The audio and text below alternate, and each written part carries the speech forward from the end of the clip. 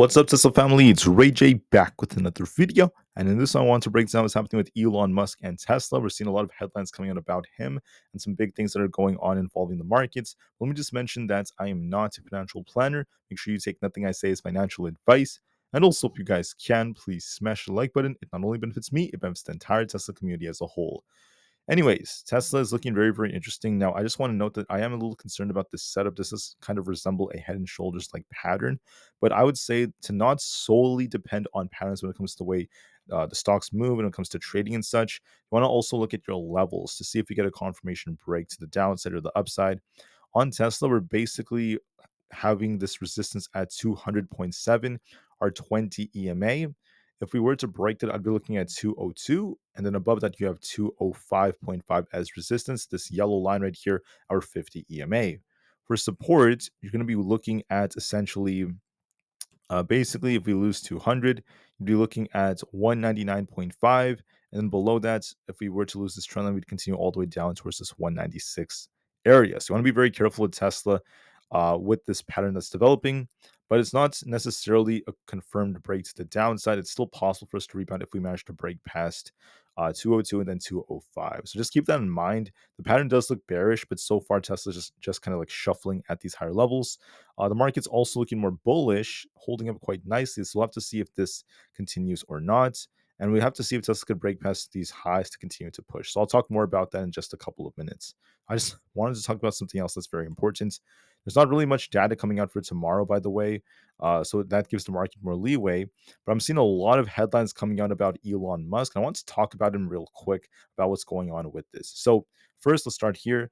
Elon Musk has a very, very, I would say, outspoken Twitter slash X page. And this is important because he is the CEO of Tesla. He is our CEO. And despite being CEO, he's constantly talking about politics.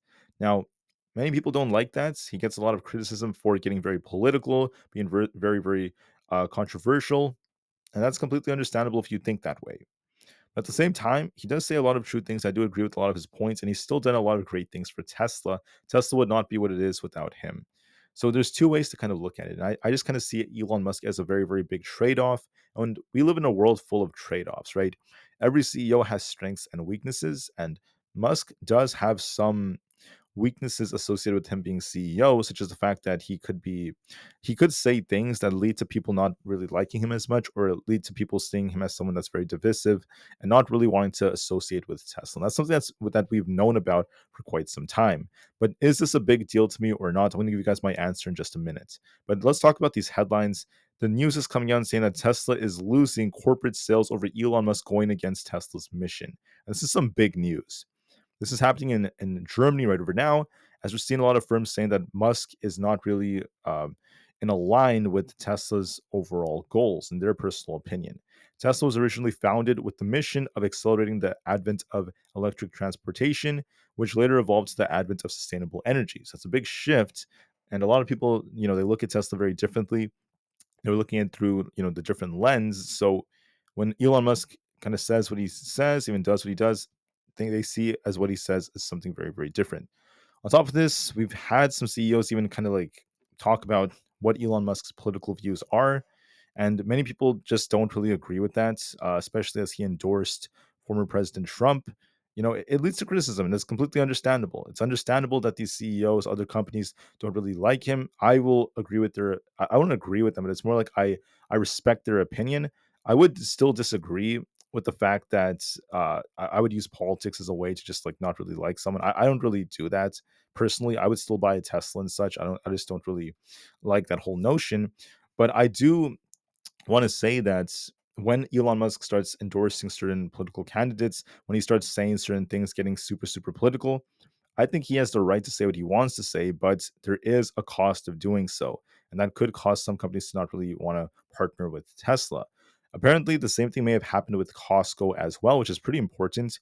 Musk said that he basically killed a Tesla marketing program in a partnership with Costco in Taiwan.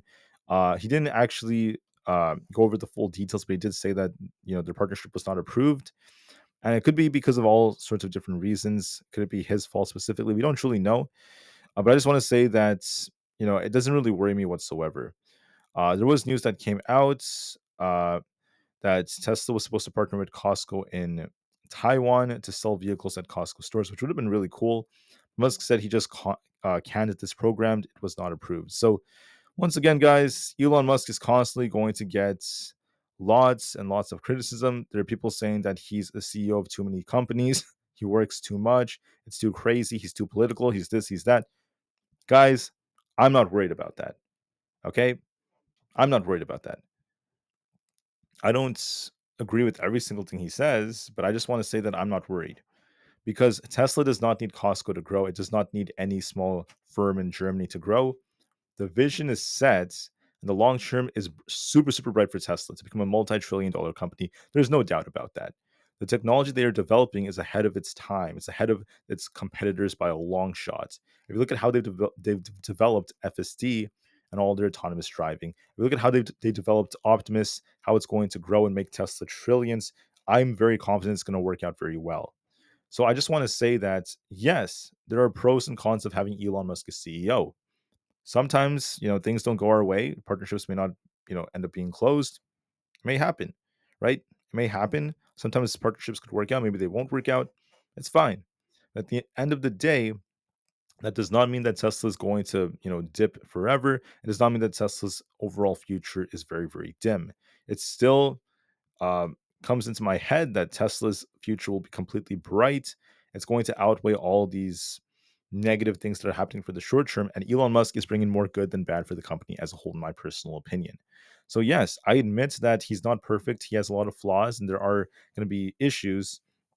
But I just want to say that at the end of the day, it's going to be completely fine. Tesla will be completely fine. So when it comes to whoever Elon Musk supports, I agree that he can support whoever he wants to, right? That's completely fine. Many people may think his decisions are illogical, and that's completely fine. Let them think what they want. Tesla will still prove them wrong. Anyways, going back to Tesla's share price, we're just kind of choppy right now. We'll be watching once again. We're trying to get back above our 200 EMA. I'm going to be looking at this 200.8 area. That's very close to where our 20 EMA is. If we hold above this, I'll be looking at 202 to see if we could break. We're showing some life to try to push a little bit, but like I said before, we're still forming a head and shoulders. So this could just be a little push to form our right shoulder. So I don't know for sure. So the best thing to do is just be very patient and give this some time. On the other hand, SPY is on a nice uptrend pushing.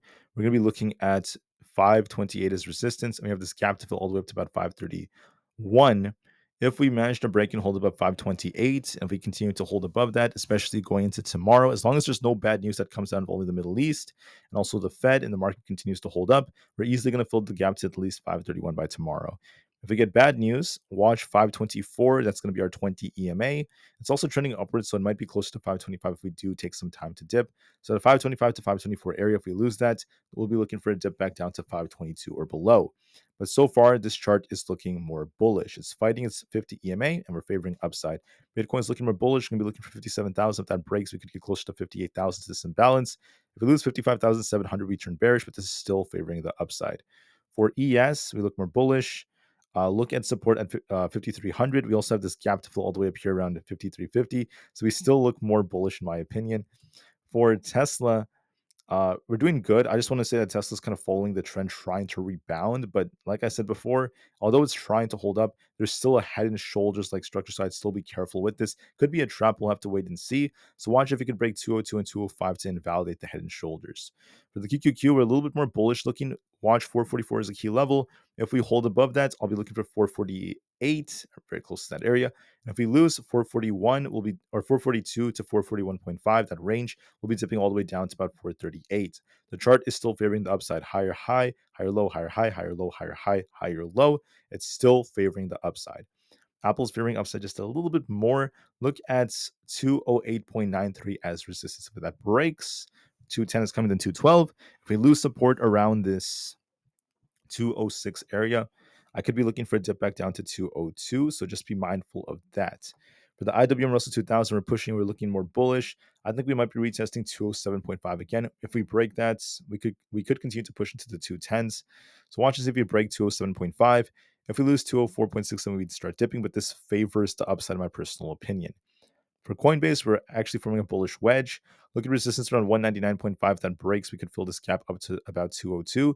If we end up losing 193, we'll be tipping back down, but this is favoring the upside. For Amazon, we're looking more bullish. We basically have this 164 areas resistance. We also have this gap to fill up to about 168. We're favoring upside. If we lose 162, we'll be dipping back down towards 160, but we're still looking more bullish. Meta did a good job at hitting 500. It's tough resistance. If it breaks, look at 502, then eventually 50. Basically 508 would be my next target. I think we could be pushing up there if we continue. If we end up losing 490, 495, I think 493 would be a level to watch for. And if that breaks, we're going all the way down to 488. We still favor upside nonetheless. We favor upside on Microsoft, but we still need to try to hold above 404. Watch 402 as support. As long as we hold above that, we could try to rebound to about 404. I'm sorry, we watch 401 as key support. If we hold above that, then watch 404. And if we break that, we'd push higher to fill this gap all the way up to 407. We look more bullish in terms of our trend, but just note that we have tough resistance at 404. And lastly, we have the Google, which is completely range bound, going back and forth, back and forth, back and forth. We're still completely stuck. We have the 20 EMA around 162 as resistance. Haven't been able to break that, so give it some time. With that being said, I want to thank you all so much for listening. I hope you guys have a great day. Just know that Tesla is, I would say, it's holding up decently. It's only up 1%. It's not as strong as it should be. Like SPY is up, what, 1%, 1.8%. The QQQ is up 1.8%. Tesla should be up over 3% on a day like this. That's why it's a little bit weak. But despite that, it's holding up okay.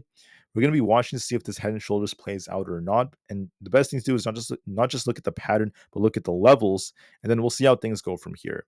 So be patient with Tesla. We'll see if the head and shoulders plays out, and I'll be back for another video in just a couple of hours. Thank you for listening. Have a great day, and peace out.